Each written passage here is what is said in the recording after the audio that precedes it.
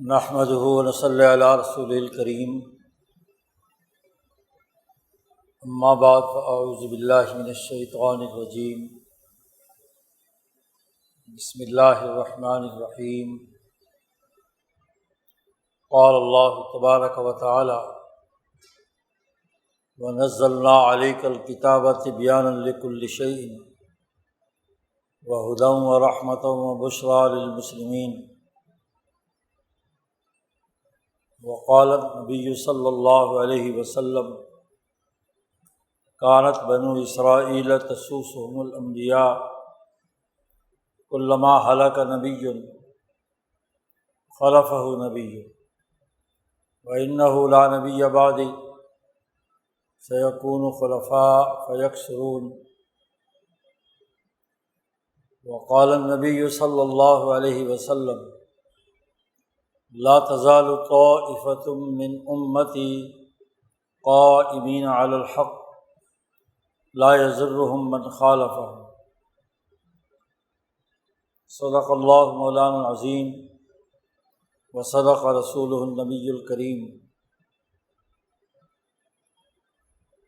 معزز دوستو، ہم یہاں گزشتہ ایک ہفتے سے اللہ کی عظیم کتاب قرآن حکیم پر غور و فکر، تدبر اور اس کے فہم و شعور کے لیے جمع ہوئے، اور آئندہ ایک ہفتہ بھی ہم یہاں تقریباً علوم قرآنیہ سے آگاہی کے لیے اپنا وقت خرچ کریں گے۔ اللہ پاک نے اس بات کی ہمیں توفیق دی کہ ہم یہاں جمع ہو کر کتاب اللہ العظیم کے علوم،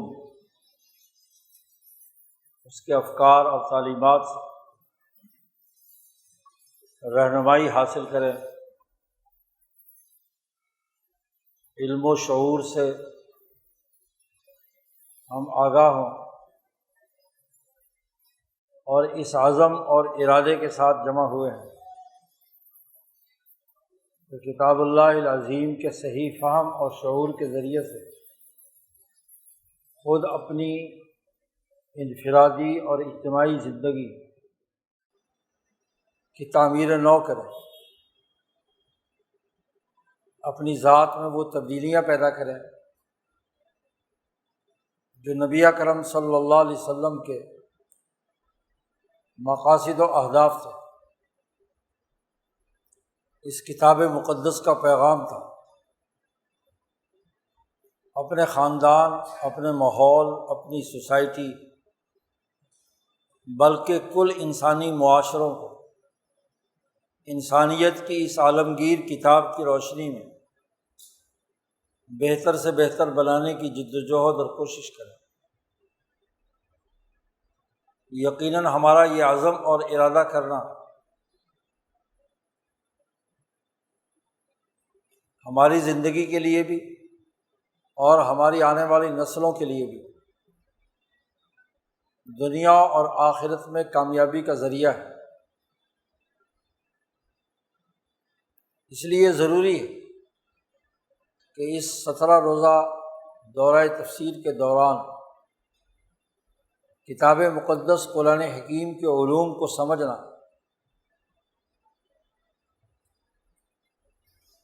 اس کے افکار اور تعلیمات سے آگاہی حاصل کرنا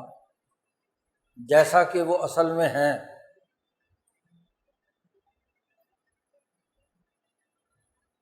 ان علوم کی جیسا کہ حقیقت ہے، حقائق پر مبنی، انہیں جاننا اور اس کے حوالے سے اپنی ذمہ داریوں کو سمجھنا یہ لازمی اور ضروری ہے۔ غفلت سے یہ وقت گزارنا مناسب نہیں ہے۔ قرآن حکیم انسانی غفلتوں کو دور کرنے، جہالتوں کا خاتمہ کرنے اور انوارات الہیت سے دلوں کو منور کرنے کے لیے نازل ہوا ہے۔ اس کا مقصد انسانی نفوس کو مہذب بنانا ان کے قلوب میں اعلیٰ عزائم اور ارادے پیدا کرنا، اور ان کی زندگی میں جو اعمال فاسدہ یا کاسدہ ہے، کھوٹے اعمال یا غلط اعمال، ان کو رد کر کے اعمال صالحہ پیدا کرنا، صحیح فکر و عمل انسانیت میں منتقل کرنا، وہ قرآن کے نزول کا مقصد ہے۔ اب ایک علوم القرآن کے طالب علم کو جو چاہتا ہے کہ وہ قرآنی علوم سے آگہی حاصل کرے، اس کے حقائق سے اس کے سامنے پردہ اٹھے،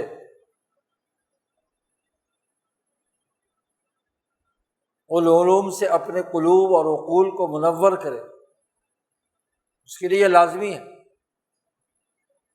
کہ وہ قرآن حکیم کی تعلیمات کو بڑی جامعیت کے ساتھ سمجھنے کی کوشش کرے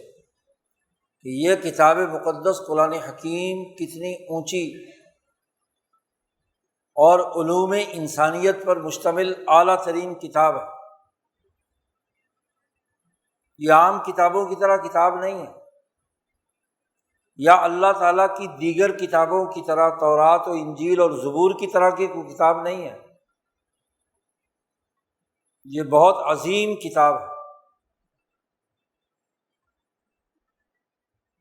اس کی عظمت، اس کے علم اور اس کے بتلائے ہوئے ہدایت کے راستے میں پوشیدہ ہے۔ اب کہنے کو تو ہم یہ کہہ دیتے ہیں کہ قرآن عظیم یا قرآن حکیم یا قرآن کریم، عقیدت کے طور پر تو ہم یہ الفاظ استعمال کر لیتے ہیں۔ کوئی مسلمان ایسا نہیں ہے جس کے دل میں قرآن کی عظمت کے الفاظ موجود نہ ہوں، لیکن اس کی حقیقت و ماہیت کیا ہے؟ قرار واقعی اس کی حیثیت کیا ہے؟ علوم انسانی کا یہ منبع کیسے ہے؟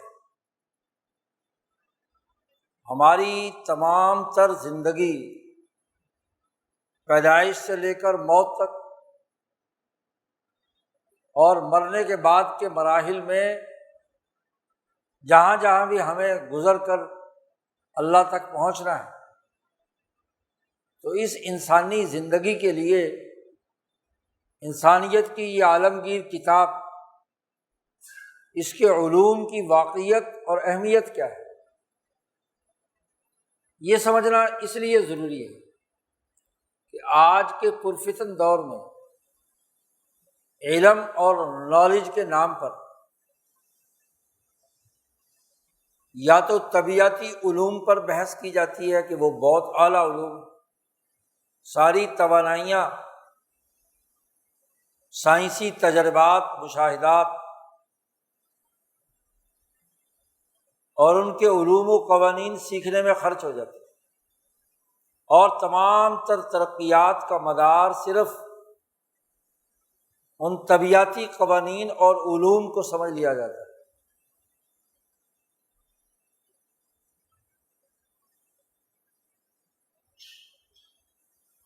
یا اس سے پھوٹنے والے جتنے بھی کائنات سے وابستہ علوم ہیں، فلکیات یا علم نجوم سے وابستہ چیزیں ہیں، اس کے نام پر علم و فکر کا ڈنڈورا پیٹا جاتا ہے۔ اور المیہ یہ ہے کہ انسانی زندگی کے اس محدود سے دور، جو 50-60 سال 100 سال کا ہے، اس کے تمام مراحل کے لیے عمومی طور پر جن علوم سے استفادہ کیا جاتا ہے وہ تجرباتی یا طبیعیاتی یا مسخ شدہ، تحریف شدہ علوم عالمی سامراجی طاغوتی قوتوں نے مسلط کر رکھے ہیں، وہ پیش نظر ہوتے ہیں۔ سیاست ہے تو ان سے متاثر معیشت ہے تو ان سے متاثر، سماجی اخلاقیات ہیں تو اس کا منبع وہ انسان کے سامنے طبیعتی علوم کی کچھ جزیات اور پہلو سامنے رکھ کر انسانی تعلقات یا اجتماعیت سے متعلق جو امور ہیں ان کے پیچھے بھی وہی نالج۔ دنیا میں انسان عمل کرتا ہے علم کی بنیاد پر، علم ناقص، ادھورا اور نامکمل ہو تو عمل بھی ناقص، ادھورا اور نامکمل ہوتا ہے۔ اگر صرف طبیعتی قوانین کی بنیاد پر انسان یا علوم کی بنیاد پر انسان اس دنیا اور آخرت دونوں کے دائرے میں کامیاب ہو سکتا ہوتا تو کبھی کا کامیاب ہو جاتا۔ وہ کامیابی اگر کسی درجے میں ہے تو ناقص اور ادھوری ہے، سطحی ہے، وقتی ہے، چند لمحات کی۔ لیکن وہ علوم جو ذات باری تعالیٰ نے اپنے انبیاء کے قلوب اور صدور میں نازل کیے، انسانیت کی دنیا اور آخرت کی کامیابی کے لیے بڑے جامع علوم، ان کی اساس پر اگر انسان کی عملی زندگی نہیں گزرتی تو وہ خسارے میں، وقتی کامیابی، کچھ سالوں کی کامیابی، زیادہ سے زیادہ اس پوری زندگی کی کامیابی اور خوشحالی، لیکن پھر انسان کار معذلت میں گر جائے، اس سے بڑی اور خرابی کی کیا بات۔ انسانیت اللہ کو چونکہ محبوب ہے، وہ اس کی اعلیٰ ترین درجے پہ ترقی چاہتا ہے، تو اللہ پاک نے انبیاء علیہ السلام کے قلوب مطہرہ پر علوم الہی بڑی کثرت سے نازل کی۔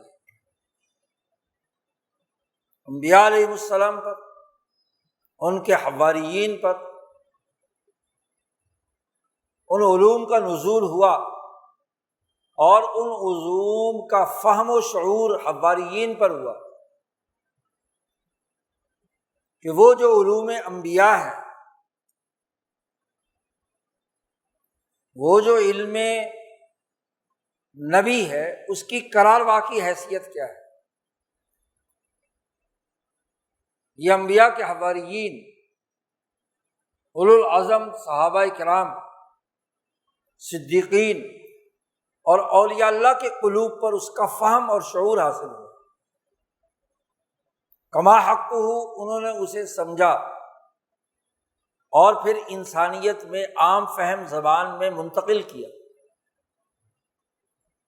تاکہ انسانیت کامیاب ہو۔ آج ہم جب قرآن حکیم سمجھنے کی بات کرتے ہیں تو اس کے بنیادی علوم کو سمجھنا، اس کی قرار واقعی حیثیت کو جاننا، یہ ایک مسلمان کا فریضہ ہے۔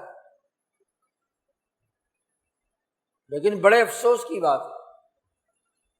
عمومی طور پر آج مسلمان علوم القرآن سے آگاہ نہیں ہے، بس ایک رسم ہے، حلق سے اوپر اوپر قرآن حکیم پڑھنا ہے، چومنا چاٹنا ہے، عزت اور احترام کرنا ہے، لیکن اس کا علمی منہج کیا ہے، اس میں علوم کتنے ہیں، اور وہ علوم کس کس دائرے میں انسانی زندگی کو متاثر کرتے ہیں، ان علوم کی اساس پر انسان اپنی زندگی کے ہر مرحلے میں کیسے رہنمائی حاصل کرے۔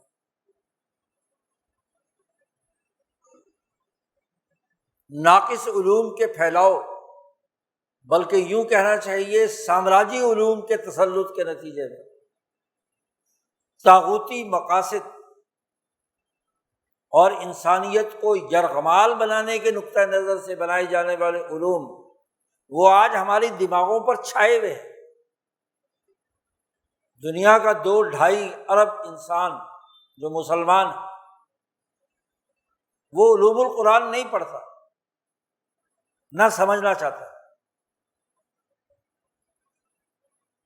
وہ معاشیات میں، سیاسیات میں، سماجیات میں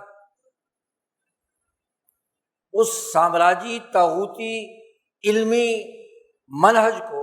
جو انہوں نے اپنے مقاصد کے لیے مسلمان نو آبادیات میں مسلط کیا تھا، اس کا علمی پیراڈائم اس کے مطابق بن چکا ہے، سانچہ اس کے مطابق بن چکا ہے، وہ اسی کے مطابق سوچتا ہے، اسی کے مطابق غور و فکر کرتا ہے، انہی مقاصد کو آگے بڑھانے کے لیے کردار ادا کرتا ہے۔ انسانی دماغوں میں ظلمتوں نے ڈیرے ڈال لیے،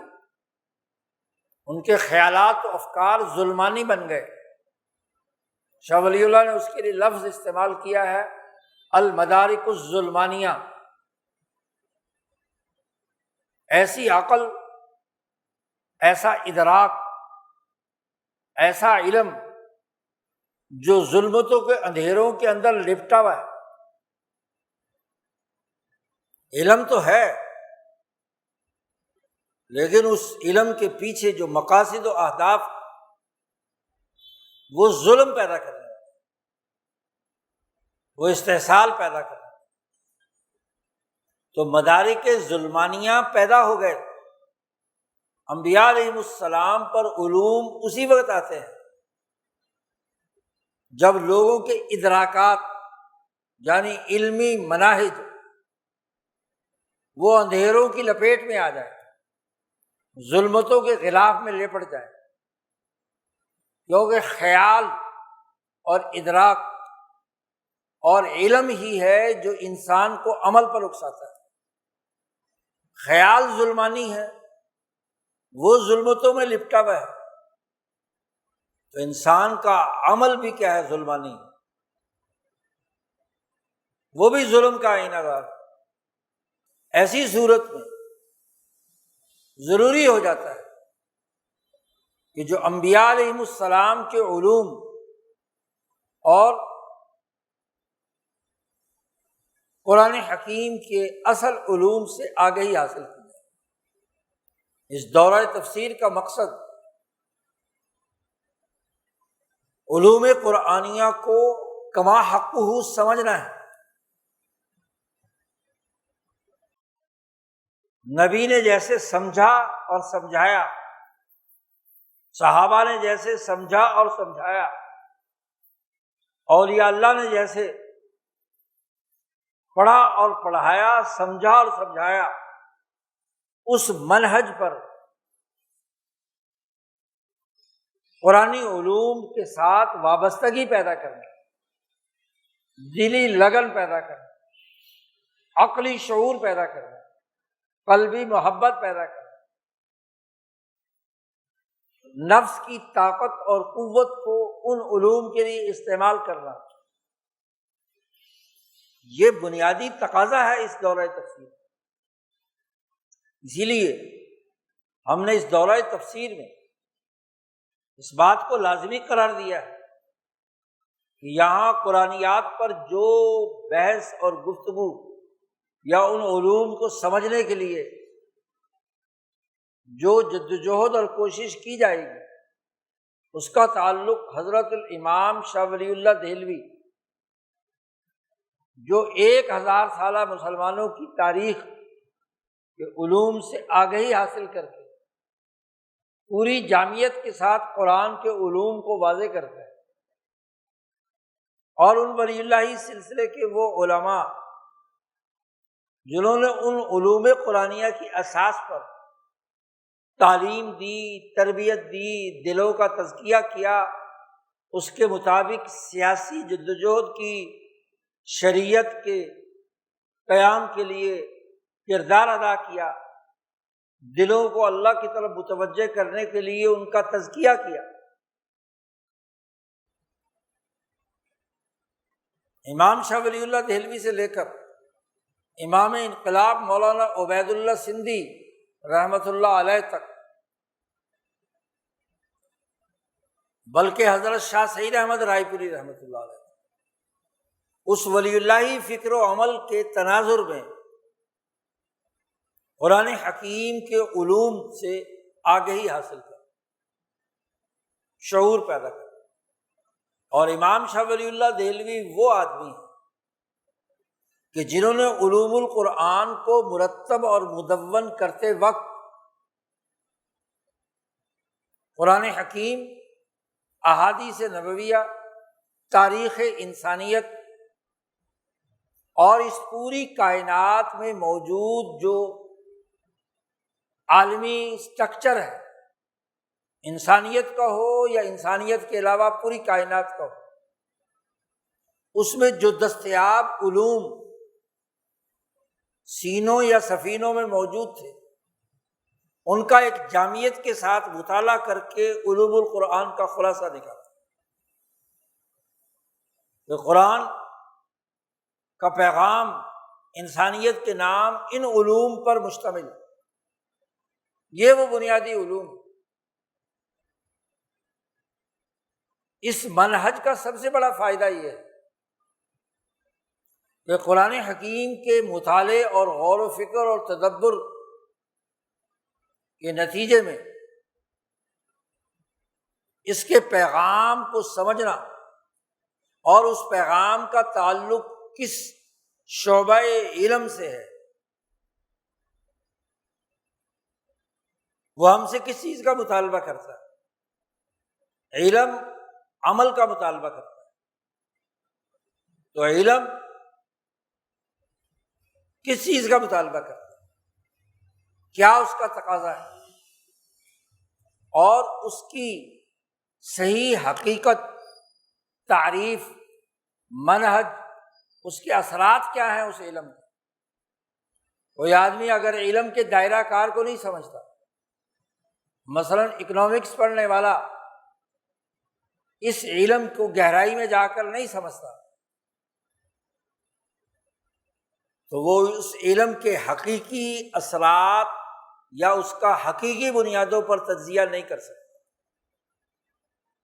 ایک ڈاکٹر میڈیکل سائنس کے بنیادی علوم کو گہرائی میں جا کر نہیں دیکھتا، تو وہ تشخیص انسانی میں غلطی کھائے گا، دھوکہ کھا جائے گا۔ پختہ علم، ماہرانہ علم ہی مرض کی صحیح تشخیص کرنے اور اس کے علاج معالجے کی ادویات تجویز کرنے میں کردار ادا کر سکتے۔ آج معاملہ کیا ہے؟ قرآن کے بہت سے حافظ ہیں، قرآن کے بہت سے عالم ہیں، لیکن علوم قرآنیہ سے کما حقہ واقفیت نہ ہونے کی وجہ سے قرآن حکیم کی اساس پر انسانی زندگی کے جتنے بھی شعبے ہیں ان میں وہ رہنمائی دینے کے حوالے سے یا تو ناقص ہے یا رہنمائی دینے سے قاصر ہے۔ اس لیے کہ ان علوم القرآن کو پوری توجہ اور گہرائی کے ساتھ سمجھا ہی نہیں گیا، صرف عظمت کے گن گائے گئے، عقیدت کے ڈونگرے برسائے گئے، بلند باغ لفاظی کی گئی، لیکن ان علوم کے ادراک کی طرف توجہ ہی نہیں۔ اب آپ دیکھیے قرآن حکیم کی جو آیت خطبے میں تلاوت کی، قرآن حکیم نے اس میں اللہ تعالیٰ نے فرمایا ہے کہ وَنَزَّلْنَا عَلَيْكَ الْكِتَابَ، اے محمد صلی اللہ علیہ وسلم، اللہ پاک فرماتے ہیں کہ ہم نے آپ پر یہ کتاب نازل کی ہے۔ نزلنا علیک الکتاب تبیانا لکل شیء، کائنات کی ہر شے کو یہ بیان کرتی ہے۔ کائنات کا کوئی ایسا شعبہ، کوئی شے جو مخلوقات کے دائرے سے تعلق رکھتی ہے۔ ایک شائع الوجود ہے ذات باری تعالیٰ، اور ایک شے ہے مشیع الوجود۔ تو جو مشیع الوجود شے ہے، مخلوق ہے، تو ہر شے تبیانا لکل شیء، ہر چیز کو بیان کرتی ہے۔ دنیا بھر کا کون سا شعبہ ہے جس کے علم اس قرآن میں موجود نہ ہو؟ اب یہ بلند بانگ دعویٰ آپ علماء سے بہت سنتے ہیں کہ جو قرآن میں دنیا بھر کے سب علوم ہیں، لیکن کیسے؟ تبیانا لکل شیء وہدی ورحمت وبشریٰ، چار باتیں قرآن کے لیے نازل کی ہیں کہ ہم نے یہ قرآن نازل کیا جس میں ہر چیز بیان کر دی گئی۔ کسی شعبے سے متعلق تمہیں رہنمائی لینی ہے وہ اس سے ملے گی، اور اس رہنمائی کے مطابق جب عمل کرو گے تو تمہیں راستہ نظر آئے جائے گا، ہدن، تمہارے عقلوں کو، تمہارے دلوں کو ہدن، اور اس ہدایت پر عمل کرو گے تو رحمہ، اور جب رحمت ہوگی دنیا اور آخرت میں تو بشریٰ، چوتھی بات بشریٰ للمسلمین، جو مسلمان ہے، اس قرآن پر یقین رکھتا ہے، ایمان لایا ہے، وہ اگر قرآن کو جو ہم نے کتاب اے محمد صلی اللہ علیہ وسلم آپ پر نازل کی ہے تو چار نتائج اس کے سامنے آئے ہیں۔ جب تک انسان کے سامنے کسی شعبے سے متعلق بات واضح طور پر سامنے نہ آئے تو وہ عمل نہیں کرتا۔ تو کتاب نازل کی تھی کہ تبیاناً، کہ ہر چیز تمہارے سامنے دماغ میں واضح ہو جائے، منکشف ہو جائے، کھول کر بیان ہو جائے کہ کائنات کی ہر چیز سے متعلق یہ کتاب کیا بیانیہ دے رہی ہے، اس کا بیانیہ صحیح ہو جائے۔ ہر چیز کا بیانیہ یہ بیان کرتی ہے کتاب۔ اب ہمارا بیانیہ یا یورپ کا بیانیہ ہوتا ہے، یا امریکہ کا بیانیہ ہوتا ہے، یا سامراجی طاغوتی قوتوں کا بیانیہ ہوتا ہے، وہ تبیان کتاب کے مطابق نہیں ہوتا۔ نازل تو کی اس لیے کہ تمہارا بیانیہ اس قرآن کے علوم کے مطابق ہونا چاہیے۔ نازل تو اس لیے کی کہ اس تمہارے دماغ میں اس کے علوم کے بیانیہ کے پختہ ہونے کے نتیجے میں تمہیں ایک راستہ نظر آ جائے ہدایت کا، اور اس ہدایت پر عمل کرنے کے نتیجے میں تمہارے لیے دنیا اور آخرت میں وہ رحمت کا باعث ہے، کامیابی حاصل ہے۔ اور جب کامیاب ہو جاؤ تو پھر بشریٰ، خوشخبری۔ کوئی آدمی اپنے پروجیکٹ میں کامیاب ہو گیا، اپنے عمل میں کامیابی حاصل کیا، تو اس کے لیے خوشخبری ہوتی ہے کہ نہیں؟ بشریٰ ہوتا ہے، بہت بڑی بشارت ہوتی ہے۔ تو ایک مسلمان کے سامنے کتاب اللہ کہتے ہیں ہم نے نازل کی تھی ان چار مقاصد کے لیے۔ اے محمد صلی اللہ علیہ وسلم آپ پر ہم ذرا اپنے گریبان میں جھانکیں کہ کیا قرآن پاک جو ہر چیز کے بارے میں ایک بیانیہ دیتا ہے، ایک تبیان کرتا ہے، کیا یہ تبیان، یہ توضیح و تشریح ہمارے دماغ میں آ چکی ہے۔ ذرا اپنے مجموعی طور پر مسلمانوں کی حالت کو دیکھیے، کیا اس سے ہدایت لی ہے اپنے کام کرنے کے لیے، یا ہدایت سامراجی بیانیے سے لی ہے؟ نوآبادیاتی دور کے بیانیے وہ تاریخ سے متعلق ہوں، سیاست سے متعلق ہوں، مذہب سے متعلق ہوں، معیشت سے متعلق ہوں، وہ ہم پر مسلط ہے۔ تو اب جب یہ دو چیزیں نہیں ہیں تو رحمت اور بشرا کیسے ہوگی؟ رحمت کے بجائے زحمت اور بشرا کی بجائے مصیبت، خوش بختی کے بجائے بدبختی للمسلمین۔ یہ آیت مبارکہ، اس کے بارے میں حضرت عبداللہ ابن مسعود کا ایک قول خطبے میں نقل کیا گیا۔ عبداللہ ابن مسعود رضی اللہ تعالیٰ عنہ فرماتے ہیں کہ انزل فی ھذا القرآن، اللہ کی طرف سے نازل کیا گیا ہے اس قرآن میں تمام علوم، کوئی علم نہیں چھوڑا گیا اس کے اندر جو بیان نہ ہو، کل علم۔ صحابہ میں عبداللہ ابن مسعود وہ افقہ الصحابہ ہے، سب سے فقیہ ترین، سمجھدار، عقل مند فقہائے صحابہ میں ان کا شمار ہوتا ہے۔ انہوں نے فرمایا کہ اس قرآن میں نازل کیا گیا ہے ہر علم، اور پھر اس قرآن میں ہمارے لیے تمام علوم بھی بھیجے گئے ہیں، اور اس قرآن میں بیان کر دی گئی ہے ہر چیز،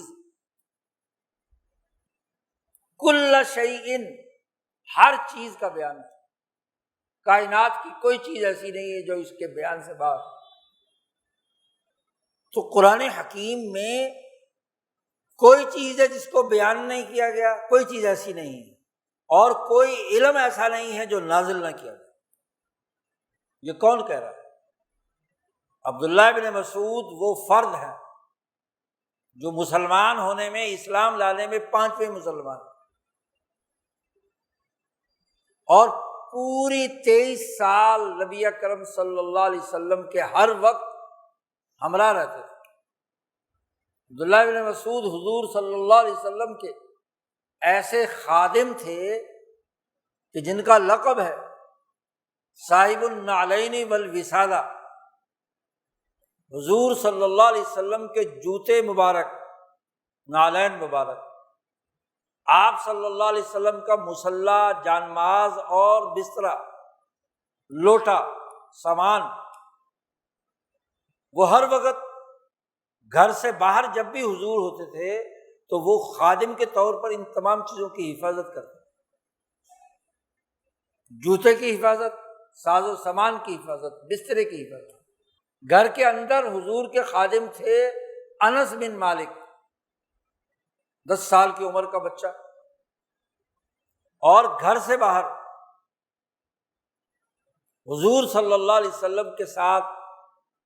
ایمان لانے کے بعد سے لے کر 23 سال تک حضور صلی اللہ علیہ وسلم کے ساتھ صبح و شام گزرتے۔ اسی لیے جوتا سنبھالنے والا،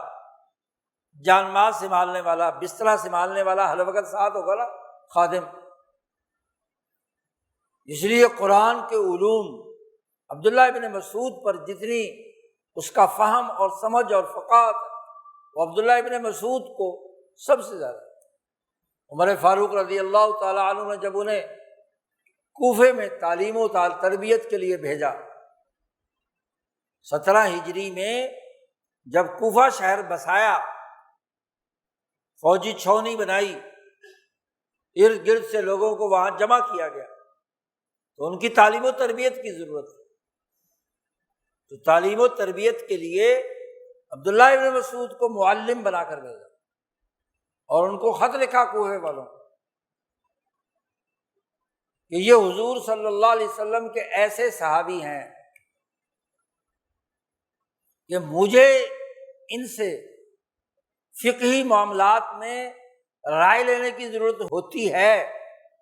مجھے زیادہ ضرورت تھی کہ مدینہ میں میرے پاس رہیں، لیکن چونکہ ایک نئی جگہ آباد ہو رہی ہے، کیسر و کسریٰ کو شکست دینے کے بعد وہاں کا کریم اس فوجی چھاؤنی میں جمع ہو رہا ہے،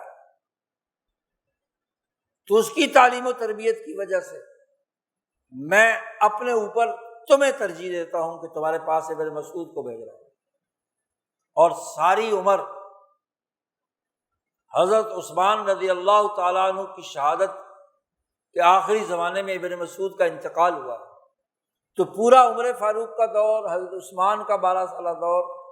کوفہ کی تعلیم و تربیت میں خرچ کیا ہے عبداللہ ابن مسعود رضی اللہ عنہ۔ انہی کے شاگردوں کے شاگرد امام اعظم امام ابو حنیفہ ہے۔ امام ابو حنیفہ کی پوری فقہ وہ عبداللہ ابن مسعود کی فقہ ہے، جس کو اسود و علقمہ اور ابراہیم نخعی کے ذریعے سے امام اعظم ابو حنیفہ نے اختیار کیا۔ تو افقہ الصحابہ میں سے وہ فرماتے ہیں کہ اس قرآن میں ہر شے بیان کر دی گئی ہے اور تمام علوم نازل کر دیے گئے۔ تو محض وعظ کے طور پر، تقریر کے طور پر یہ بات بیان کر دینا کافی ہے کہ جی قرآن میں سارے علوم ہیں، لیکن وہ کیا علوم ہیں، ان کی حقیقت کیا ہے، علم کے نزول کا مطلب اور ہدف کیا ہے، یہ امام شاہ ولی اللہ دہلوی نے سمجھایا ہے۔ قرآنی علوم جامعیت کے ساتھ فہم و شعور پیدا کرنے کا عمل، اس کا علمی منہج، اس کے ادراکات کی صحیح نوعیت، اس کی علمی گہرائی، اس کا علمی پھیلاؤ، وہ امام شاہ ولی اللہ دہلوی نے واضح کیا۔ افسوس تو یہ ہے کہ آج کے علماء بھی امام شاہ ولی اللہ دہلوی کے ان علوم و افکار سے نابلد، ان سے آگاہ نہیں، تو علوم القرآن کی کلال واقعی حیثیت سے آگاہ کیسے ہوں گے؟ اب دیکھیے اس آیت مبارکہ میں ارشاد فرمایا گیا ہے کہ نزلنا، ہم نے نازل کیا۔ نزول کا لفظ عربی زبان میں جب استعمال کیا جاتا ہے تو اس کا مطلب کسی بھی چیز کا اوپر سے نیچے اتر رہا ہے، اور یہ نزلنا باب تنزیل سے ہے کہ آہستہ آہستہ ہم نے یہ قرآن اتارا۔ نزلنا علیک الکتاب، الکتاب نازل کی، انسانیت کا یہ آئین اور دستور ہم نے آپ پر نازل کیا۔ امام شاہ ولی اللہ دہلوی نے فرمایا کہ یہ قرآن، اس کے نزول کے 5 مرحلے ہیں، مرحلہ وار۔ اس تنزیل کی حیثیت کو امام شاہ ولی اللہ دہلوی متعین کرتے ہیں کہ اس نزول کے حوالے سے قرآن حکیم کن کن مراحل سے گزر کر اس کرۂ ارض پر محمد مصطفیٰ صلی اللہ علیہ وسلم کے ذریعے سے انسانیت کی رہنمائی کے لیے آئین بنا، قانون بنا۔ یہ نشأت شرعیہ، قانون کی جو ساخت ہے، آئین اور علم کی جو اساس ہے، کیسے بنا؟ شاہ صاحب فرماتے ہیں کہ یہ قرآن حکیم کی 5 نشأتیں ہیں، 5 مراحل ہیں، اور ان 5 کو بڑا گہرا تعلق حضرت محمد مصطفیٰ صلی اللہ علیہ وسلم کے نفس قدسیہ کے اعلیٰ کمالات سے۔ باقی کتابیں بھی نازل ہوئی تھی، وہ بھی انہی 5 مرحلوں سے گزر کے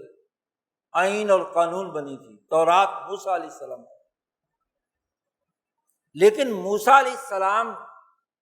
کا نفس ناطقہ جس درجے کے کمالات رکھتا تھا اس کے مطابق نازل،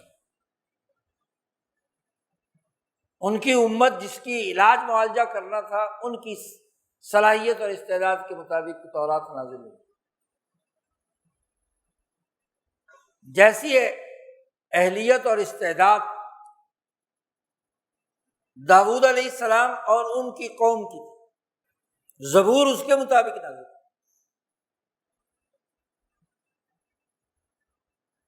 انجیل نازل ہوئی عیسیٰ علیہ السلام کہ نفس کے جو کمالات، ان کی امت کی جو حالت اور کیفیت، اس کے مطابق انجیل نازل۔ اور یہ تینوں کتابیں بنی اسرائیل کی ترقی، ان کو علمی منہج سیکھنے سکھانے کے لیے نازل، ایک قوم، جبکہ قرآن حکیم کل انسانیت کے، آپ صلی اللہ علیہ وسلم کی بعثت تمام انسانیت کی طرف ہوئی، تو انسانیت کے مسائل، انسانی مشکلات، انسانی احتیاجات، انسانی ضرورتوں کی تکمیل کے لیے آپ صلی اللہ علیہ وسلم پر علوم نازل ہوئے، کتاب مقدس قرآن حکیم کی شکل۔ تو یہ 5 مرحلوں سے گزرے۔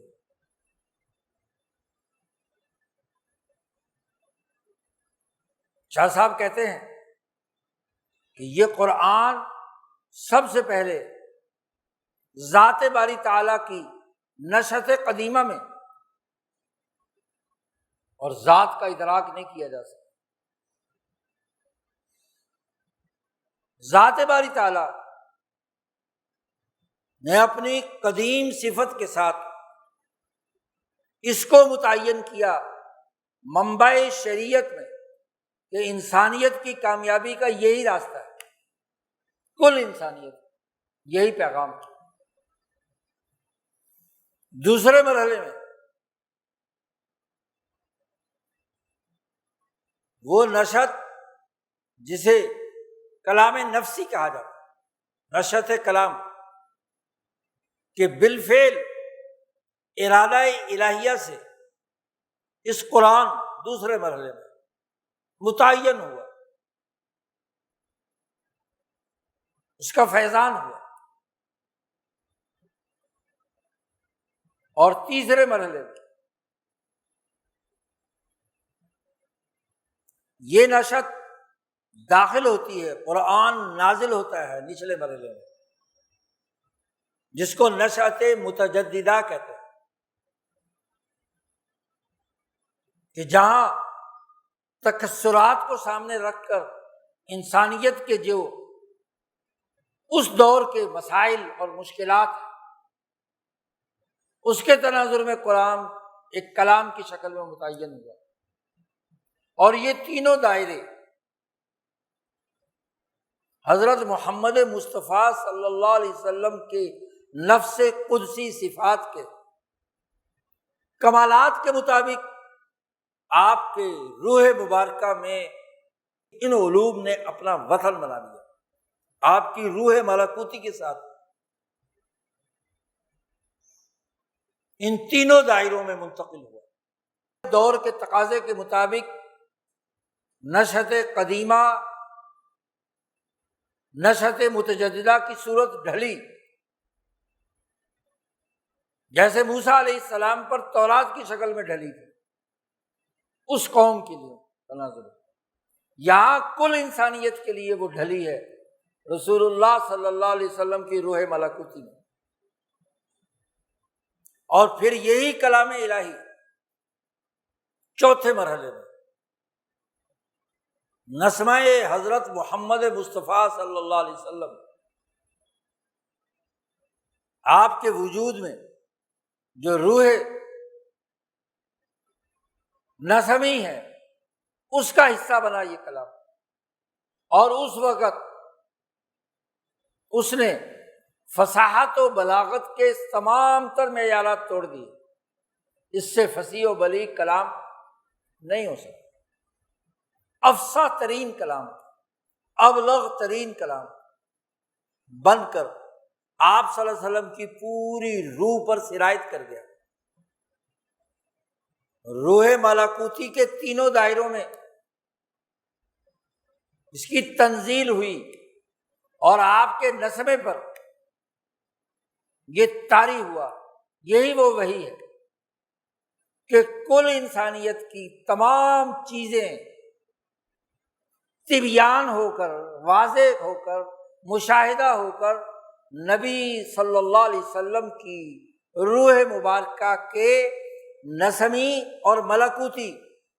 دونوں پہلوؤں پر وہ علوم قدسی منکشف ہو کر روشن ہو گئے. کائنات کی کوئی چیز، کائنات کا کوئی علم نبی اکرم صلی اللہ علیہ وسلم کے مشاہدے سے غائب نہیں تھا. قرآن نے واضح کر تبیانا لکل شیء، ہر چیز کو واضح کر. اور پھر جب وہ کلام کی صورت ڈھلا، عربی زبان کی صورت میں آپ نے آگے بیان کیا، تو آپ کی زبان مبارک سے جب نکلا تو جتنے انسان جن کو دعوت دے کر حضور صلی اللہ علیہ وسلم نے اپنے ساتھ جوڑا، مسلمانوں کی اجتماعیت ہوتی رہی، تو وہ کلام شریعت بن کر ان پر نافذ العمل ہوتا رہا. اس کے نفاذ کے لیے نشأت شریعہ اسے کہا جاتا ہے، پانچویں قسم، کہ جیسے آپ کی زبان مبارک سے کوئی آیت، کوئی سورت، اس کی تلاوت ہوئی تو وہ ایک قانون بن گیا، وہ ایک تشریح ہو گئی، وہ ایک سسٹم بن گیا، ایک نظام بن گیا. یہ نزول کے 5 مرحلے، نشأت قدیمہ سے لے کر نشأت شریعت، یہ وہ شریعت نہیں ہے جو ہماری چھوٹی چھوٹی فقہی جزیات کے نام پر ہم شریعت کہتے ہیں. یہ قرآنی شریعت، قرآنی آئین، دستور، جو ہر چیز کا انکشاف کر کے اپنی اتھارٹی قائم کرتا ہے انسانی معاشرے میں. اور اتھارٹی کے لیے ضرورت ہوتی ہے سیاسی طاقت. جیسے جیسے رسول اللہ صلی اللہ علیہ وسلم کے ارد گرد مکہ میں مسلمان جمع ہونا شروع ہو گئے اور ان پر بحیثیت رسول صلی اللہ علیہ وسلم آپ کی اتھارٹی نافذ العمل ہوتی گئی، تو سیاسی جماعت بنتی چلی گئی، طاقت بنتی چلی گئی. امام شاہ ولی اللہ فرماتے ہیں اسی بنیاد پر ناظورۃ الدیوان، جو آئین اور قانون کی کتاب کا نگران ہوتا ہے اسے کہتے ہیں. تو جو دیوان خداوندی، دفتر، ریاستی ڈھانچہ، اس کے ناظورۃ الدیوان محمد مصطفیٰ صلی اللہ علیہ وسلم بن گئے. جو دوسری جگہ پہ لفظ استعمال کیا رئیس مدینۃ من مدن، شہروں کا جیسے حکمران ہوتا ہے ایسے حکمران کے طور پر. تو 13 سال تک مکہ مکرمہ میں گرد و پیش کے علاقوں سے آنے والے مسلمانوں کے دلوں پر وہ شریعت جو قرآن حکیم کی صورت میں ہر چیز کو بیان کرنے والی تھی مکی صورتوں میں، وہ آپ صلی اللہ علیہ وسلم نے صحابہ کے قلوب پر بتدریج نافذ العمل. یہ نزلنا علیک الکتاب تبیانا. کوئی مسئلہ ایسا نہیں جو مسلمان جماعت کو درپیش ہو اور رسول اللہ صلی اللہ علیہ وسلم نے اسے بیان نہ کر دیا، کسی بھی شعبے سے وابستہ، تبیانا لکل شیء۔ تو نزول ان 5 مراحل سے ہو کر نشأت شرعیہ کی صورت میں انسانیت پر نافذ العمل ہوا یہ قرآن۔ اب قیامت تک کے تمام انسانوں پر یہ قرآن کی نشأت شرعیہ نافذ العمل ہے۔ اس کا باغی، اس کا منکر، اس کا منافق، اس کو نہ ماننے والا سزا کا مستوجب ہے، دنیا میں سزا ملے یا آخرت میں، اور اس کو ماننے والا ہدی و رحمۃ و بشریٰ للمسلمین، اس کے سامنے سر تسلیم خم کرنے والا انسانوں میں سے اس نشأت شرعیہ کا پابند، اس میں بیان کیے ہوئے علوم و افکار کی اساس پر زندگی بسر کرنے والا دنیا اور آخرت میں اس کے لیے رحمت اور بشریٰ۔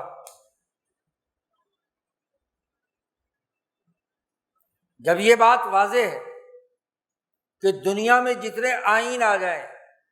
جتنے دستور بن جائیں، جتنے قوانین بن جائیں، جتنے اسکول آف تھاٹ وجود میں آ جائیں، کسی طبیعیاتی قوانین کی بنیاد پر، تجربات اور مشاہدات کی بنیاد پر، یا علم نجوم کی بنیاد پر، یا انسانی تخیلات کی بنیاد پر، وہ نافذ العمل نہیں ہے۔ جو نافذ العمل ہے انسانیت پر، وہ نشأت شرعیہ قرآن حکیم کی۔ بس اب جب قرآن حکیم کی نشأت شرعیہ نافذ العمل ہے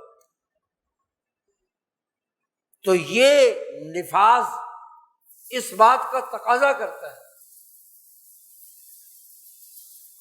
کہ اس کتاب جو ہم پر نافذ العمل ہے اس کے علوم سیکھیں کہ وہ کون سے علوم ہیں جن کی بنیاد پر ہمیں اپنی زندگی استوار کرنی ہے۔ تو اس پوری کتاب میں جو ہر شے سے متعلق علم بیان کیا ہے، اس کا جو بیانیہ ہے، اس کا جو منہج ہے، اس کا جو تبیان ہے، اس سے ہمیں آگاہی ہونی چاہیے نا۔ یہ لازمی اور ضروری ہوتا ہے کہ کسی مملکت اور ریاست کا شہری جس پر جو قانون نافذ العمل ہے اس کو اس آئین کا گہرائی میں مطالعہ کر کے، اس کا شعور حاصل کر کے، اس کے ضابطوں، اس کی اساس پر بنائے ہوئے سسٹم سے واقفیت ضروری ہے نا۔ اور اگر وہ کہے کہ جی مجھے تو آئین کا پتہ نہیں تھا، قانون کا پتہ نہیں تھا، سسٹم کا پتہ نہیں تھا، تو جہالت کسی ریاست کے شہری کے لیے معتبر نہیں ہے۔ تم اگر اس ریاست کے شہری ہو تو تم پر از خود لازم تھا کہ تم قوانین سے آگاہی حاصل کرتے۔ ریاست کی بھی ذمہ داری ہے کہ وہ قوانین جو اس نے بنائے ہیں، ضابطے جو اس نے بنائے ہیں، آئین جو نافذ العمل کیا ہے، اس کو عام فہم انداز میں کھول کر بیان کر دے کہ بھئی یہ ڈسپلن ہے، شہریوں کو اس کے مطابق کام کرنا ہے۔ جو صحیح مہذب ریاستیں اور قومیں ہوتی ہیں وہاں باقاعدہ آئین اور قانون مشتہر کیا جاتا ہے، اور جو ذمہ دار شہری ہوتے ہیں وہ اس قانون سے پہلے آگاہی حاصل کرتے ہیں، پھر عمل کرتے ہیں۔ سڑک پر چلنے کا کیا قانون ہے؟ جب تک وہ سیکھ نہیں لیتے اس وقت تک انہیں سڑک پر چلنے کا لائسنس نہیں دیا جاتا۔ یہ تو نو آبادیاتی ریاستیں غلامی کی جو کولونیلزم میں وجود میں آئی ہیں، وہاں آئین اور دستور چھپایا جاتا ہے، ظلم پیدا کرتا ہے۔ اب آپ دیکھو دنیا کی نو آبادیاتی جو ریاستیں برطانوی سامراج یا آج امریکی سامراج کے زیر انتداب ہیں، وہاں قانون عوام کے لیے مشتہر نہیں کیا جاتا، عوام کو بتایا ہی نہیں جاتا۔ ایک ایسی زبان میں قانون شائع کیا جاتا ہے جو زبان اکثریت نہیں جانتی انگریزی میں، اس کی زبان پنجابی ہے، پختون ہے، سندھی ہے، بلوچی ہے، اردو ہے، اس میں آئین نہیں ہوگا۔ آئین انگریزی میں کہ ایک مخصوص اجارہ دار طبقہ سمجھ سکے کہ قانون کیا ہے اور اس قانون میں چور دروازے کون کون سے۔ ایک عام شہری کو قانون نہیں بتایا جاتا، ایک تو جہالت نا علمی کی وجہ سے اسے نہیں معلوم، اور ادھر سے اس کو بناتے وقت بھی مشتہر نہیں کیا جاتا۔ حتیٰ کہ وہ جو بڑے بڑے لوگ اس آئین و قانون کے تحت کوئی بات نافذ العمل کر رہے ہیں انہیں بھی نہیں پتا۔ اب آپ بتائیے، 10 جون کو بجٹ پیش کیا گیا ہے اور اتنی بڑی بڑی کتابیں ہر ممبر اسمبلی اور سینیٹر کو دے دی گئی، اور جناب 26 27 15 دن کے اندر اندر بجٹ منظور کر لیا گیا۔ کیا کوئی فرد 15 دن میں وہ جو بڑی گنجلک زبان میں، بڑی ٹیکنیکل زبان میں IMF نے جو قانون بنا کر آپ کو دیا ہے، مالیاتی قانون اگلے سال کے لیے، اراکین اسمبلی رو رہے ہیں کہ اتنی بڑی کتابیں ہم کیسے پڑھ سکتے ہیں، اور اگلے دن سے ہی مطالبات زر منظور ہونے لگے۔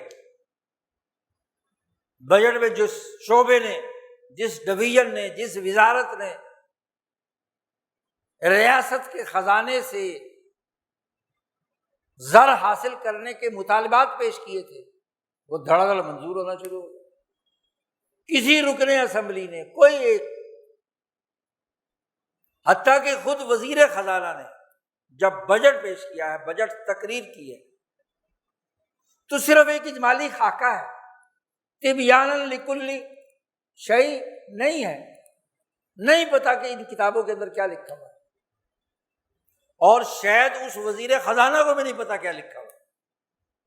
وہ تو پچھلے 6 مہینوں میں ورلڈ بینک اور IMF کے لوگوں نے، اور خاص قسم کی وہ بیوروکریسی جو ان کی ایجنٹ ہے، اس نے غور و فکر سے جو باریک جملے اس کے اندر داخل کیے ہیں، لیگل زبان استعمال کی ہے، معاشیاتی اصطلاحات استعمال کی ہے، بیچارہ وزیر خزانہ جو صرف بینکار ہے، وہ اس مالیاتی قانون کو سمجھتا بھی ہے کہ نہیں؟ چلو وہ سمجھتا ہو تو جو باقی 500-600 اراکین اسمبلی ہیں وہ جانتے، ان کو تو الف بے کا نہیں پتا، بس ان کو تو اس کے پارٹی کے چیف نے حکم دے دیا کہ بجٹ منظور کرنے کے لیے یہ 15 دن ہے، تو بس جو مطالبہ زر کوئی وزارت پیش کرے، کوئی ڈویژن پیش کرے، تو تم نے ہاتھ کھڑا کر کے تقریریں جتنی مرضی کر لینا اس کے خلاف، اندھا دھند تقریریں، سر نہ پیر، اور کسی نے اپنے شعبے کی دلچسپی کے کچھ کاغذات یا رپورٹ یا کسی شعبے کو دیکھ لیا تو اس کی 2-4 تقریریں کریں، لیکن ووٹ وہی دینا ہے جو اس کی حمایت میں، بس یہ قانون ہوتا ہے، اسے آئین کہتے ہیں۔ قرآن تو اصول بتلا رہا ہے کہ جب کوئی آئین کسی قوم پر نافذ کیا جائے تو تبیانا لکل شیء ہونا چاہیے، ہر چیز کو کھول کر بیان کرنے والا ہونا چاہیے۔ جو رویہ ہم نے نوآبادیاتی دور میں قانون بنانے، نافذ کرنے، قانون سے ماوراء کردار ادا کرنے کا بنا لیا، وہی دین کے بارے میں ہمارا ہو گیا، کتاب کے بارے میں ہو گیا، قرآن کے بارے میں ہو گیا۔ چاہیے تو یہ تھا کہ مسلمان کتاب اللہ اور اس کے تبیان کے لیے جو محمد مصطفیٰ صلی اللہ علیہ وسلم نے 23 سال میں جو احادیث مقدسہ بیان کی، اور پھر اس کے ایک ایک لفظ اور جملے پر جو فقہائے صحابہ، بعد کے فقہا، مجتہدین، تابعین، محدثین، مفسرین نے ایک ایک لفظ کی تفصیل اور تشریح بیان کی، تو تب سمجھ میں آئے گا نا کہ قرآن کیا ہے، قرآن کا علم کیا ہے۔ تب تبیان لکل شیء۔ اور اگر جانتے وانتے کچھ نہیں، بس زندہ باد پاکستان، زندہ باد قرآن، زندہ باد اسلام، زندہ باد۔ مسلمانوں کا جو غلبے کا دور تھا، وہاں قرآن کے ایک ایک آیت اور اس آیت میں بیان کردہ ایک ایک علم پر مسلمانوں نے جتنا کام کیا ہے، اس کی وضاحت کی ہے، اس کی تبیان کیا ہے، اس کی تفسیریں لکھی ہیں، اس کی فقہ بیان کی ہے، اس کے قوانین اور سسٹم بیان کیے ہیں۔ دنیا کی کسی کتاب کی اتنی تشریح نہیں ہوئی جتنی اس کی ہوئی، لیکن آج کا مسلمان اس سے واقف نہیں۔ جب وہ اس آئین سے واقف نہیں ہے تو عمل کیا کرے؟ وہ اسی طرح ہے جو اپنے اوپر مسلط نوآبادیاتی دور کے قوانین کو بالجبر قبول کیے گئے بس۔ اور جیسے ہر رکن اسمبلی اپنی خواہشات کے مطابق ووٹ دینے پر مجبور ہے، بات نہیں کر سکتا، یا بات کرے گا تو زیادہ سے زیادہ اسمبلی کے فلور پر شور شرابہ مچا سکتا ہے۔ تو ایسے ہی ماشاءاللہ ہماری مسجدوں کے ممبروں سے اپنی اپنی لے میں یہ اجازت ہے کہ آپ جو کچھ مرضی بیان کرتے رہو، لیکن تبیان لکل شیء، قرآن کے علوم بیان کرنے کی طرف توجہ نہیں۔ امام شاہ ولی اللہ فرماتے ہیں کہ جب ہم قرآن حکیم کا جامعیت کے ساتھ مطالعہ کرتے ہیں، اس کے علوم کو کمپریہنسو انداز میں مربوط طور پر مطالعہ کرتے ہیں، تو اس کتاب مقدس میں انسانی زندگی کے تمام علوم اور تمام اشیاء کا بیان اگر اس پر جمع کیا جائے تو وہ 7 علوم میں بند ہے۔ قرآن میں موٹے موٹے بنیادی علوم 7 بیان کیے گئے، اور یہ 7 دائرے وہ ہیں جس میں کوئی کائنات کی شے ان 7 کے دائرے سے باہر نہیں، اور علم کا کوئی دائرہ ان 7 دائروں سے باہر نہیں۔ یہ امام شاہ ولی اللہ کا کمال ہے، غور و فکر اور تدبر کا۔ قرآن کی گہرائی میں جو گفتگو 1000 سال میں مفسرین نے کی، فقہا نے کی، محدثین نے کی، صوفیاء نے کی، علماء نے کی، اوصیاء نے کی، اس کا خلاصہ، پورے 1000 سالہ تاریخ کا خلاصہ علوم قرآنیہ کا وہ شاہ ولی اللہ صاحب 7 بنیادی نقطوں میں بیان فرماتے ہیں کہ اس قرآن حکیم میں جو پہلا دائرہ ہے علم کا،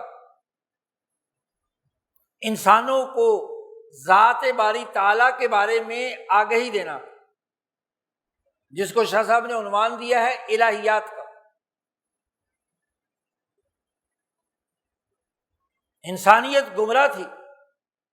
اللہ کی پہچان ختم ہو چکی تھی، شرک، کفر،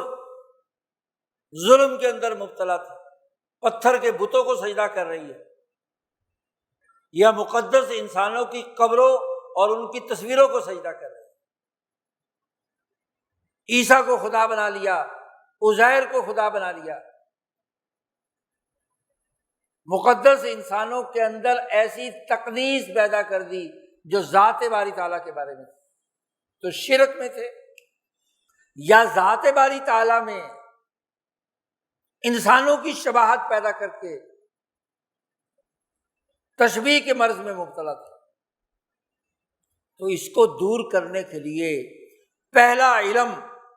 جو پورے قرآن پاک میں مختلف انداز و اسلوب سے اللہ نے بیان کیا ہے،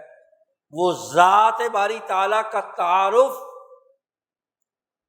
ذات باری تعالیٰ کی اسماء و صفات کا تعارف۔ وہ اسماء جن کا تعلق ایسے اسماء کے ساتھ ہے جو قدیم ہیں، ایسے اسماء ہیں جو فعلیہ ہیں، ذاتیہ ہیں، فعلیہ ہیں، اور متجددہ اسماء متجددہ ہیں۔ اللہ کی صفات اور اسماء کے جو 3 دائرے شاہ صاحب نے بیان کیے، اس کی تفصیلات شاہ صاحب نے الخیر الکثیر میں بیان کی کہ جتنے بھی اللہ نے اسماء الحسنی ہیں، 99 نام ہیں، ان میں سے کون کون سے اسماء ذات کا تعارف کرا رہے ہیں، افعال کا تعارف کرا رہے ہیں، توحید ذاتی، توحید افعالی اور توحید صفاتی، 3 قسمیں توحید کی بیان کی ہیں شاہ صاحب نے، یہ قرآن سے ماخوذ۔ اولیاء اللہ کی توحید، محدثین اور مفسرین کی بیان کردہ توحید قرآن سے ماخوذ ہے۔ تو قرآن الہیات پر بحث کرتا ہے کہ ذات باری تعالیٰ اور اللہ کے جو نام ہیں ان کی قرار واقعی حیثیت کیا ہے۔ وہ اسماء الہیہ ہی ہیں جو اس کائنات کی ہر چیز کا نظام چلا رہی ہیں، بس یہ 99 نام ہے۔ پہلا علم جو انسانوں کے قلوب اور عقول میں قرآن منتقل کرتا ہے وہ ذات و اسماء کا تعارف، ایسا تعارف جو پوری کائنات سے کو چلانے والی اللہ کی صفات کا تعارف، فعال لما یرید ہے، وہی اللہ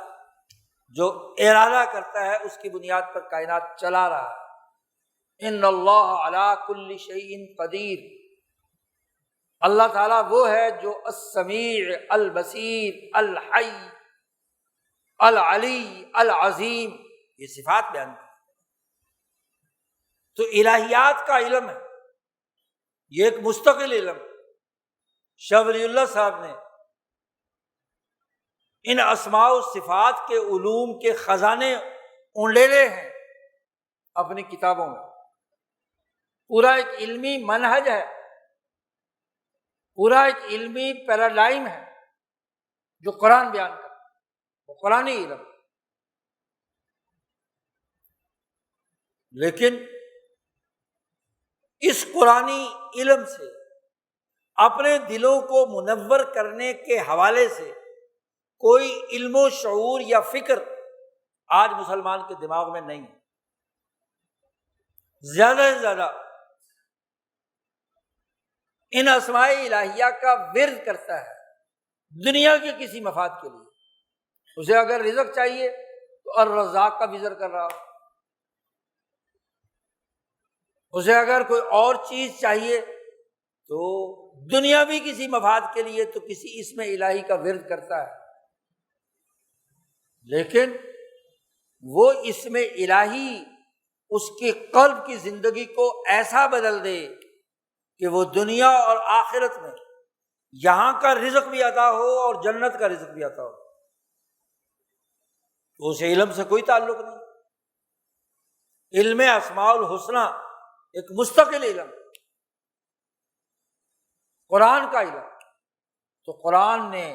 سب سے پہلے ذات و صفات کا ایک مستقل علم متعین کیا۔ دوسرا علم، جن اسماء الہیہ سے یہ پورا تکوینی اور کائناتی نظام چل رہا ہے، کائنات بنی۔ دوسرا علم شاہ صاحب کہتے ہیں وہ تکوینیات، جو یہ تکوینی نظام آسمان و زمین کی جو ساخت قرآن نے اس ساخت کو بیان کیا ہے۔ بہت سی آیات میں آسمان کا تعارف کرایا ہے کہ آسمان کیا ہے، آیات السماء۔ بہت سی آیات میں تکوینیات سے متعلق 8 بنیادی پہلو ہیں جو قرآن نے بیان کیے۔ آسمان کی حقیقت و ماہیت قرآن بیان کرتا ہے، شاہ صاحب کہتے ہیں نمبر 2، آیات الجو، کائنات آسمان و زمین کے درمیان جو پورا کائناتی ساخت اور ڈھانچہ ہے، سورج کا، چاند کا، ستاروں کا، اس پورے جس کو ہم خلا کہتے ہیں، اس میں کون کون سی مخلوق ہے اور ان کا کیا تعارف ہے؟ تو آیات الجو، قرآن نے پھر اس کرۂ ارض پہ، بلکہ اس کائنات، یہ کائنات جن ایلیمنٹ سے بنی ہے، آیات العناصر، عناصر جو اس کائنات کی، اس کی نشانیاں بیان کی۔ یہ تکوینیات جن کو اصطلاح میں آیات بھی کہتے ہیں، نشانیاں، کہ ان نشانیوں کو دیکھ کر ذات باری تعالیٰ اور اس کے اسماء کے ساتھ تمہارا تعلق قائم ہے۔ آیات الجو بیان کی، آیات العناصر تیسرا، چوتھا آیات المعدن، معدنیات، آیات النبات، نباتات، قرآن نے درختوں، پھلوں، پھولوں، ان کی خصوصیات بیان کی۔ اسی طریقے سے آیات الحیوان، حیوانات پر غور و فکر، ان کی خصوصیات، شہد کی مکھی کا تعارف کرایا، اوحا ربک الی النحل ان اتخذی من الجبال بیوتا، گائے، بیل، بھینس، گھوڑا، ان کی خصوصیات اور ان کی انعام جو ہے ان کا تذکرہ قرآن نے کیا۔ آیات الحیوان، آیات الانسان، انسان کیا ہے، انسان کی کیا خصوصیات ہیں، انسان کی کیا نشانیاں ہیں، اس کے بنیادی رویے کیا ہیں، اور پھر انسانوں میں جو اعلیٰ ترین انسان انبیاء علیہم السلام، ان کے مقامات اور ان کے عجائبات کیا ہیں۔ طٰہٰ ما انزلنا علیک القرآن لتشقیٰ، موسیٰ علیہ السلام کا کیا مقام ہے، ابراہیم علیہ السلام کا کیا مقام ہے، محمد مصطفیٰ صلی اللہ علیہ وسلم کی کیا اعلیٰ شان ہے۔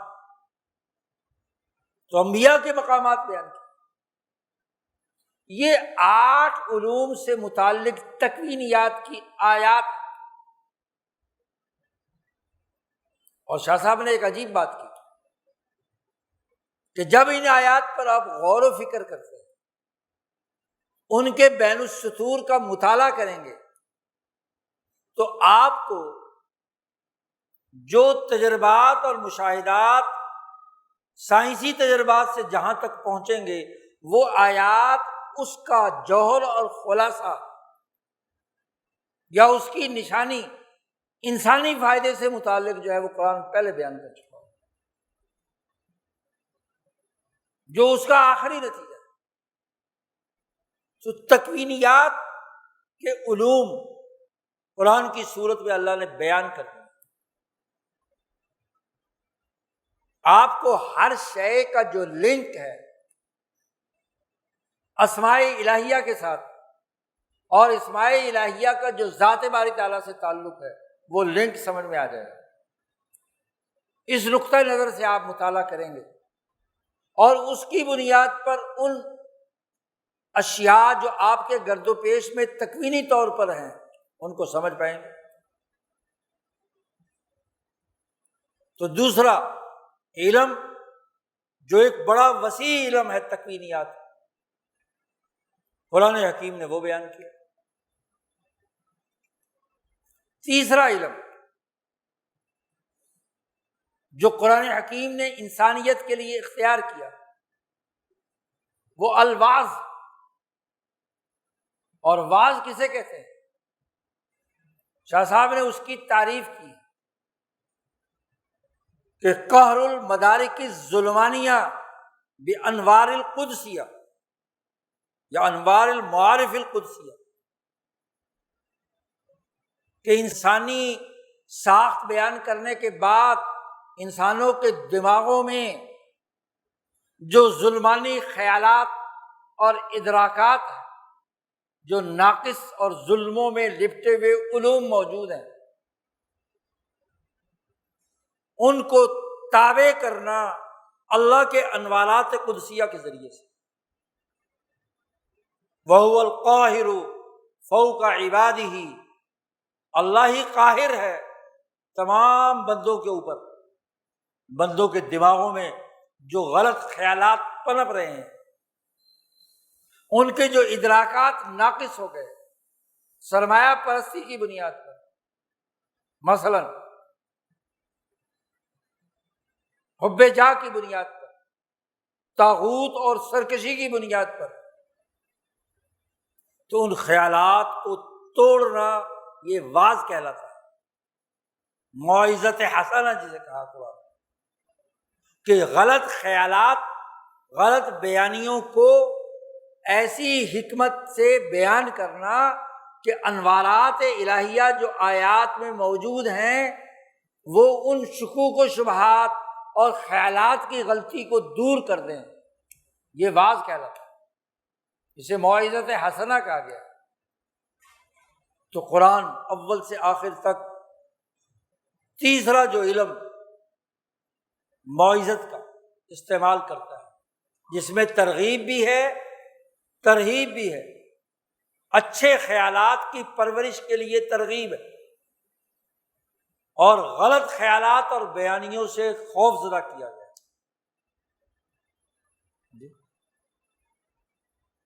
تو تیسرا علم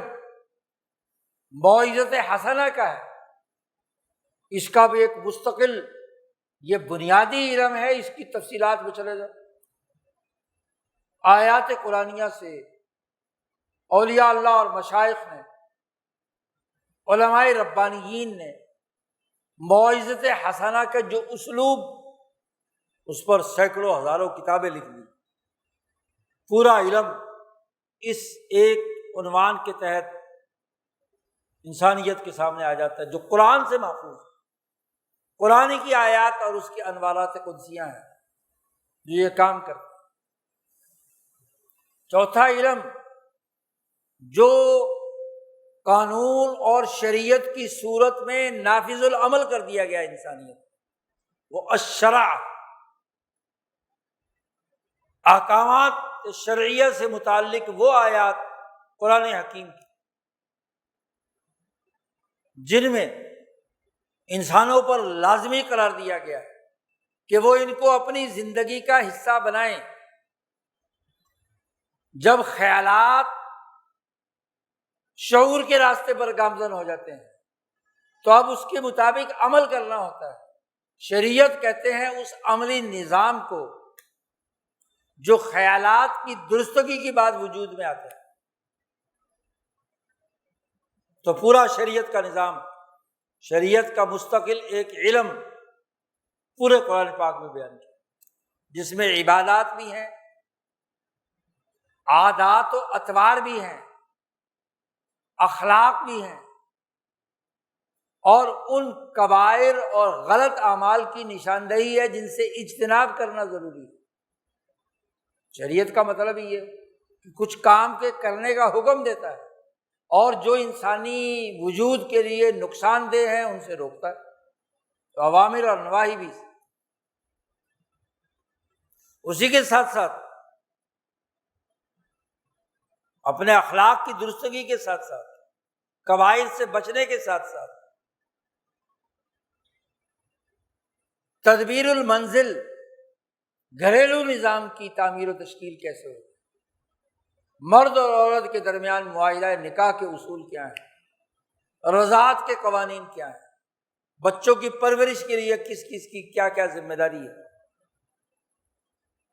ارتفاق ثانی سے متعلق تمام امور وہ بھی شریعت کے دائرے کے اندر ہے۔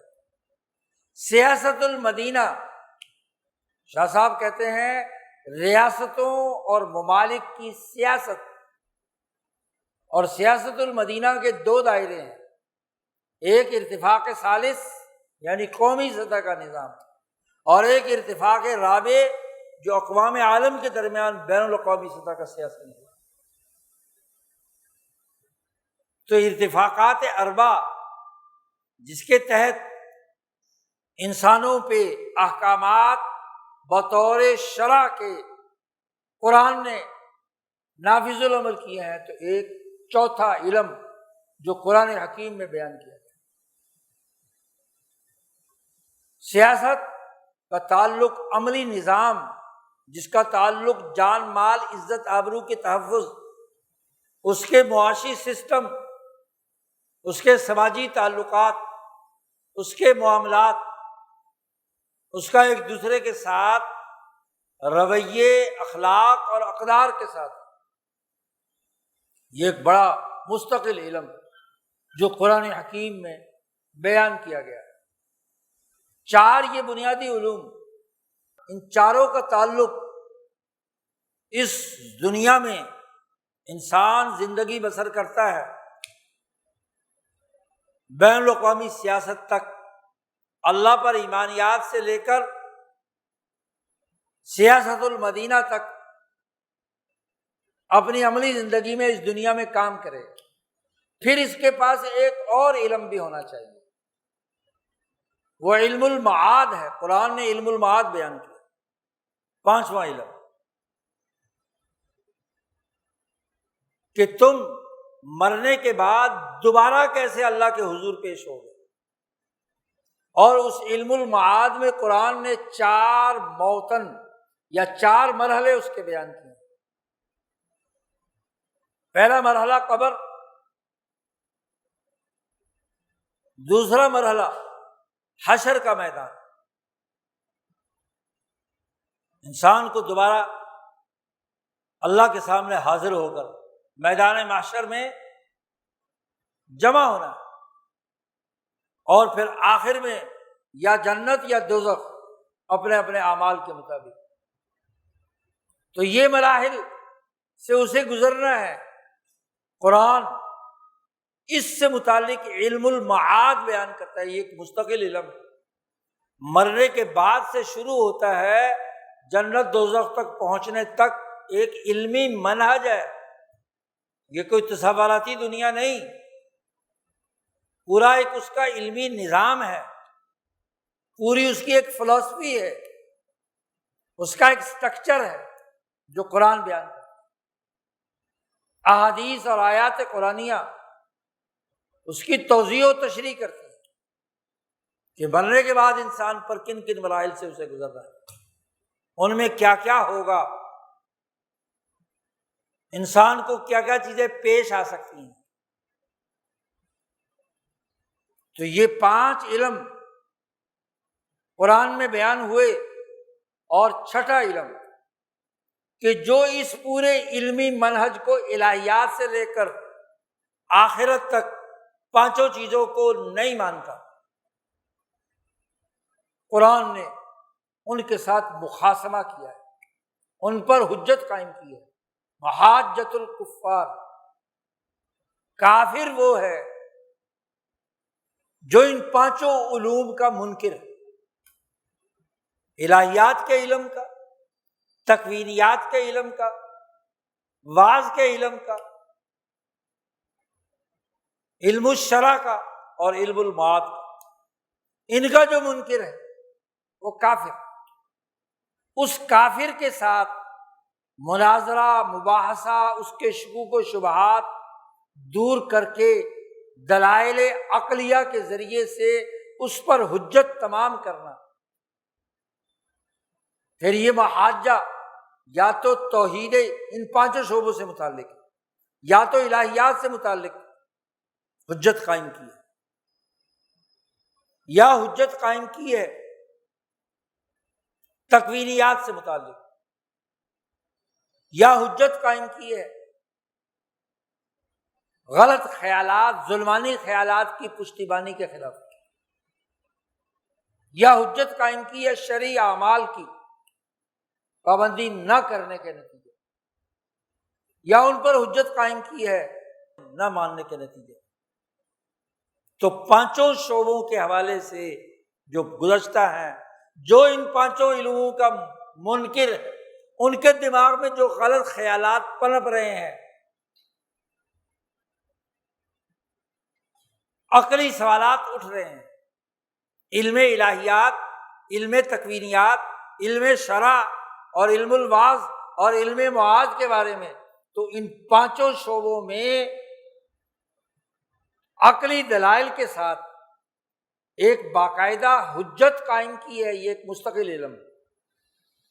کہ کیسے وہ آدمی جو قرآن کے ان بنیادی اساسی علوم کو نہیں مانتا اور عقلی سوالات اٹھاتا ہے، تو اس کے عقلی جوابات کیا ہیں، یہ علم قرآن نے بیان کیا۔ اور ساتویں بات شاہ صاحب فرماتے ہیں کہ قرآن حکیم نے ان 6 چیزوں کے حوالے سے ماضی کی تاریخ کے انبیاء کے قصے بیان کیے، انبیاء کے واقعات اور قصص بیان کر کے یہ سمجھایا ہے کہ ان 6 چیزوں سے متعلق گزشتہ انبیاء کی صورتحال کیا تھی۔ موسیٰ علیہ السلام نے اپنے زمانے کے لوگوں کو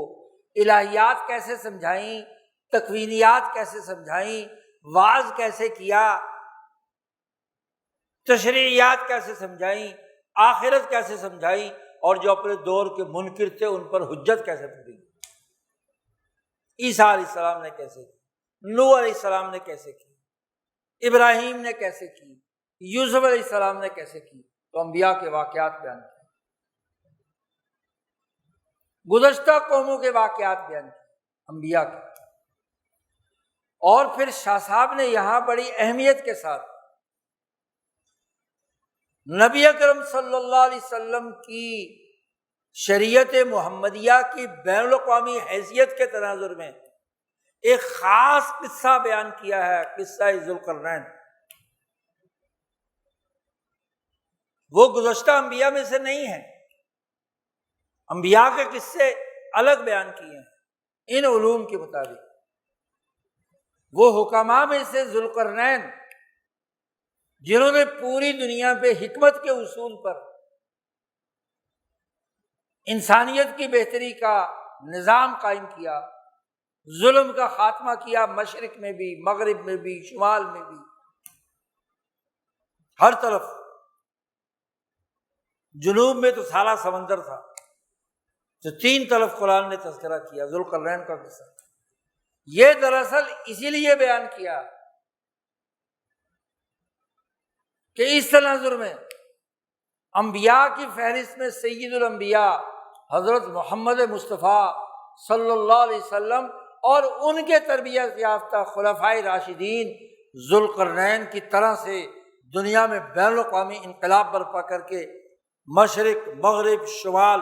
تینوں جہتوں میں نبی اکرم صلی اللہ علیہ وسلم کی نبوت کی بنیاد پر نظام قائم کریں۔ ذوالقرنین کا قصہ اس تناظر میں بیان کیا۔ تو 7 بنیادی علوم ہیں قرآن حکیم میں، اور پھر ان بنیادی علوم کی اساس پہ اگر آپ ان کی ذیلی شاخیں یا ذیلی علوم بنائیں تو وہ تو بے شمار ہیں۔ آج المیہ یہ ہے کہ ہم قرآن پڑھتے ہیں اور قرآن کے وہ علوم جو پوری جامعیت اور گہرائی کے ساتھ انسانی زندگی کے تمام معاملات پر اثر انداز ہوتے ہیں، ان کی طرف ہماری توجہ نہیں۔ اس دورہ تفسیر کا مقصد یہ ہے کہ ہم قرآن حکیم کو ان علوم کے تناظر میں سمجھیں۔ قرآن حکیم سیاست مدینہ کیا بیان کرتا ہے، تدبیر المنزل کیا بیان کرتا ہے، عبادات کا علم کیا ہے، معاملات کا علم کیا ہے، قرآن حکیم اپنا وعظ کس اساس پر بیان کرتا ہے، قرآن حکیم اس کائنات کی تکوینیات جن کو اللہ نے آیات کہا ہے، وہ جو اسماء الہیہ کے ساتھ جوڑنے اور ذات باری تعالیٰ کے ساتھ وابستہ کرنے کے لیے بیان کرتا ہے، اس کا منہج کیا ہے، آخرت کو کس نقطۂ نظر سے بیان کیا، واقعات اور قصص کن مقاصد کے لیے بیان کیے، جو کافر اور ظالم طبقے ہیں ان پر حجت کیسے تمام کی قرآن نے، طاغوتی قوتوں کا مقابلہ کیسے کیا۔ ان علوم کی اساس پر ہم قرآن کا مطالعہ کریں تو یہ وہ جامعیت ہے جو فکر ولی اللہ کی اساس پر حضرت اقدس مولانا شاہ سعید احمد رائے پوری تک ہم تک منتقل ہوئی۔ ہم قرآن محض رسمی طور پر نہ پڑھیں بلکہ علمی منہج کے طور پر پڑھیں کہ یہ علوم بیان کریں۔ اس سے ہمارے دماغ سے یورپین نوآبادیاتی دور کے علوم کا بت ٹوٹے گا، طاغوت کے خلاف ایک صلاحیت پیدا ہوگی۔ یہ دورہ تفسیر تو 15-17 دنوں میں صرف آپ میں شوق بتلا سکتا ہے کہ علوم یہ ہیں۔ اصل بات تو یہ ہے کہ ان علوم کو سیکھنے کے لیے وقت نکالا جائے۔ تم میڈیکل کالج کے لیے 4 سال وقت نکالتے ہو، ملک کا قانون اور آئین پڑھنے کے لیے 5 سال کا لاء کرتے ہو، سیاست اور معیشت سیکھنے کے لیے 4 سال کے BS کرتے ہو، لیکن یہ علوم القرآن ان کے لیے کوئی سال نہیں، کوئی مہینہ نہیں، کوئی دن ہمارے پاس نہیں۔ سیکھنے کا جذبہ ہو تو یہ علوم حاصل کیے جا سکتے۔ مسلمان کا کام ہے کہ قرآن جس میں ہر چیز بیان کر دی گئی، یہ 7 علوم میں کوئی چیز نہیں رہ جاتی کائنات کی جس کے بارے میں اس نے قرآن نے بیان نہ کیا، کوئی علم نہیں رہ جاتا جو بیان نہ کر دیا گیا۔ یہ مطلب ہے عبداللہ ابن مسعود رضی اللہ تعالیٰ عنہ کے اس قول کا کہ انزل فی ھذا القرآن کل علم وکل شیء قد بین فی القرآن، کہ ہر چیز قرآن میں بیان کر دی گئی۔ کوئی یہ دعویٰ نہیں کر سکتا کہ زندگی کا کون سا علم ہے جو قرآن نے چھوڑ دیا۔ بات ہے ان علوم کو سمجھنے کی۔ جو ان علوم کا عالم ہے وہ عالم قرآن ہے، اور جو ان علوم کا علم نہیں رکھتا وہ رسمی طور پر اپنے آپ کو علم کی ڈگری لیے پھرتے رہے، مسلمان کہتا پھرے، وہ ایک رسم ہے حلق سے اوپر اوپر۔ وہ حالت ہے جس کو خود نبی اکرم صلی اللہ علیہ وسلم نے فرمایا کہ آخر زمانے میں لوگ قرآن پڑھیں گے حلق سے اوپر اوپر ہوگا، کوئی چیز باقی نہیں رہے گی۔ لا یبقى من الاسلام الا رسمہ، کوئی باقی نہیں رہے گا مگر اسلام کی ایک رسم۔ تو آج ضرورت ہے کہ علمی منہج کی اساس پر قرآن کو سمجھا جائے۔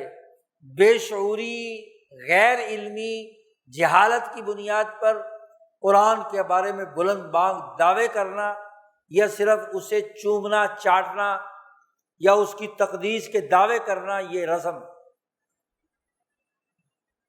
علمی منہج وہ ہوتا ہے جو زاویہ سوچ بدل دیتا ہے، وہ اس کے مقابلے میں ناقص علوم کو قبول نہیں کرتا۔ اس کو سمجھیے کہ مثلا علم طب آج سے 1000 سال پہلے یونانیوں نے دریافت کیا،